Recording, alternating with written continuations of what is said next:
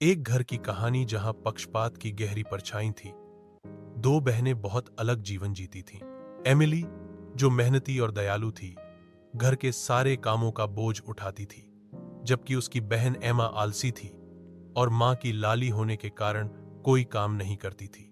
एक दिन जब एमिली अपनी कीमती कढ़ाई कर रही थी, तभी अचानक एक मुर्गे के चौंकाने से वह चौंक गई और उसकी कढ़ाई का टुकड़ा गहरे कुएं में गिर गया। उसे पाने की कोशिश में वह खुद भी कुएं में गिर गई, लेकिन अंधेरे की जगह उसने खुद को एक जादुई बगीचे में पाया। अपनी स्वाभाविक मदद करने की भावना से उसने एक खरगोश की गाजर निकालने में मदद की और एक मुरझाए हुए गुलाब को पानी देकर फिर से खिला दिया। अपनी यात्रा में वह एक रहस्यमयी लेकिन दयालु महिला हॉली के घर पहुंची। हॉली ने उसे आश्रय दिया, बदले में बस इतना कहा कि वह हर सुबह उसके बिस्तर को पंखों से ढक दे। एमिली ने इस काम को खुशी खुशी स्वीकार किया और प्रतिदिन मेहनत से काम करती रही। इसके बदले में उसे स्वादिष्ट भोजन मिलता, हालांकि वह वहां खुश थी।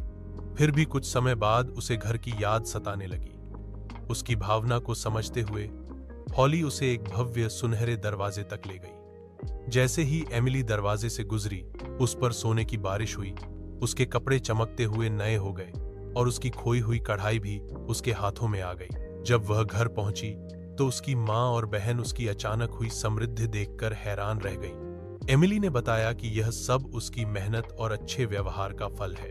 लालच में अंधी होकर मां ने एमा को भी वही सफर दोहराने को कहा।